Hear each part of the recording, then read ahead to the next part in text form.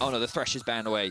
But they're going to go for the Rakan. I think the reason why they're doing this is because of the Lulu pick that's coming out from the other side. When I think about Lulu into Leona, I think that when the Leona goes in... Down as he can is usually what will happen is Rakan will jump in, or the enemy support will jump in, and as the AD carry steps up, you just follow the tower. I don't remember where Patrick was exactly, but I promise you got a little too close, you may have to power aggro. But I really like these engages coming out from Tori. Forced to flash out too. Nice, the tower's going in, and Tori just flashes forward for the kill. Jessica now trying to trade in a 1v2, but you're not going to be able to win this one.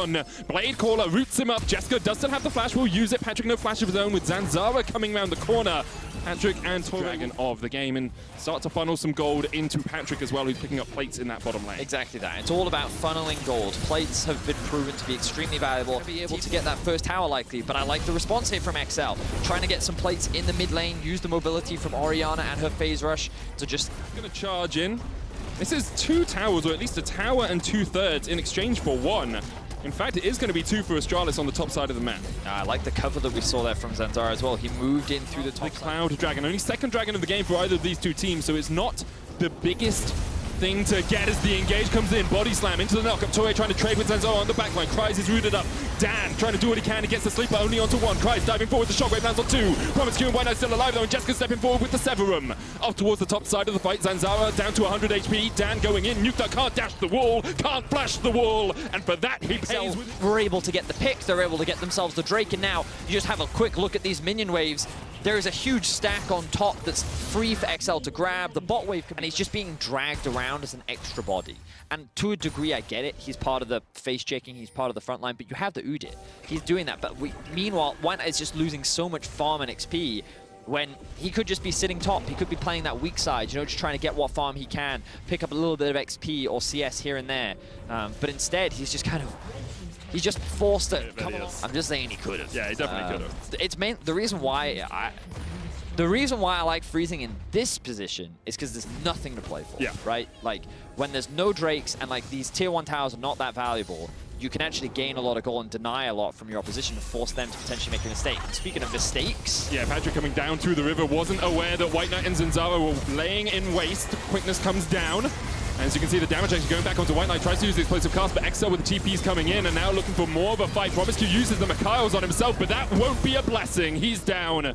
XL get 2 kills basically out of nothing. And that was such a huge mistake. Like, they had the scaling advantage the longer this, yes, because he's just been joining his team. Now, again, I don't know if that's a White Knight decision or a team decision where it's like, ooh, this is really helpful. If you have a quick look at the XP, you can see the difference between White Knight and Kryze. Like, White Knight's so far behind even Zanzara. We can see that XL is just foregoing that top lane tower, which is a little risky because Lucian has accepted Spotted out, unless that is Astralis XL's vision? Looks like they were spotted out, so they know that XL are here. The tower will go down. Zanzara is looking for a flank position. The Culling coming out onto Tori, but Zanzara is jumped on by Kryze. And will as a support main. It's okay. Nuketo's going to get the Cloud Soul here for free. You can see Astralis don't really care too much about this, we said. Oh, sorry.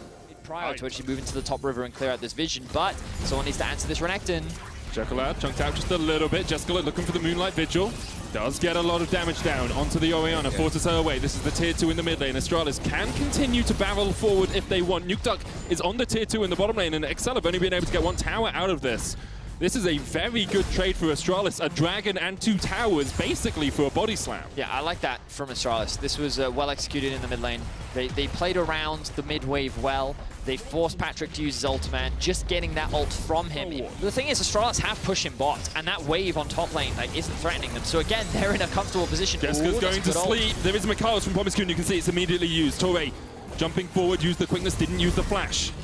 Jessica's now stepping in. White Knight, the Featherstorm comes out. He's rooted up. He's locked in place. The knockback from the explosive cast will not be enough to save him. White Knight goes down. And in the middle of this, all Kryze with a Gore Drinker. Just heals up the entirety of his health. But the Moonlight Vigil into the Infernum isn't quite enough. Nukeduck opens back up, trying to turn the fight around. But he is stunned in place and shut down by Chocolate. And XL win out the fight. What a crazy fight between XL and Nukeduck is on the Drake. They know that he's on the Drake, and he doesn't have teleport. White Knight has no ultimate, there's no wild growth. The Baron down to 2,000, 1,000, no 1,000 now as it's secured by XL, and Torre dives in towards Jessica. Jessica has nowhere to go, oversteps as an AD carry, and XL pounce and take the kill. Wow. Okay, so good punish there from XL. Now they get the knocker. Yeah, Promiscu is being locked up here as well. No wild growth to save him. Cries. Looks like he's just giving over this kill to his AD carry. Patrick puts a feather in the back of Promiscu. Torre diving in as well, and in the end, Cries will secure it. An 8,000 gold lead now for XL, their second Baron of the game. And it looks like they're going to reset before going for what they hope to be the final push. And I think that Astralis, again, just a mismanagement of their teleports. Sending Nuke Duck down to do the Drake, he wasn't able to respond in time. Like, he couldn't get the Drake and then rotate all the way up. And I think XL recognized that, and they took advantage of that opportunity, and it's just been XL punishing many of the mistakes that we have been seeing from Astralis. Now with the Baron, with the numbers advantage, they're pushing into the base. They might look to end right now. Jeskla up in 4 seconds, though. Considering how much was used in the last fight for Astralis, so that will be the soul. They will get that additional movement speed. And I think for, when playing against an Udyr, I will say you don't want him to have more movement speed, that's for sure. Moonlight Vigil comes out, hits Torre, hits White Knight. Zanzara going in. White Knight with a great explosive cast, but only knocks Cries into the back line of Astralis, and that Crocodile is hungry. White Knight the first to fall in the fight, and Cries now jumping on Promiscu and Jeskla. However, Zanzara's in the middle of the fight. The current coming from the bottom side is the shockwave. Lands on one, Jeskla goes down, and now Astralis are left all alone. It's all on Nuke Duck 1v5. He does not have a hope in hell. A triple kill for Patrick, and XL will look to close out the game. The Gragas ultimate looked promising, but he just split XL apart. The moment that they regrouped, they focused their attention on destroying Astralis. They rip apart the team, and they will look to secure their second win in the split. Well, it took them 40 minutes and 2 Barons, 3 Cloud Dragons, and a Cloud Soul, but in the end, XL will clean up the kills in the base. They take their second win of Spring Split, as they defeat Astralis in a torrid affair. Big props to the bot lane of XL. They're able to find that 2 versus 2 kill in lane.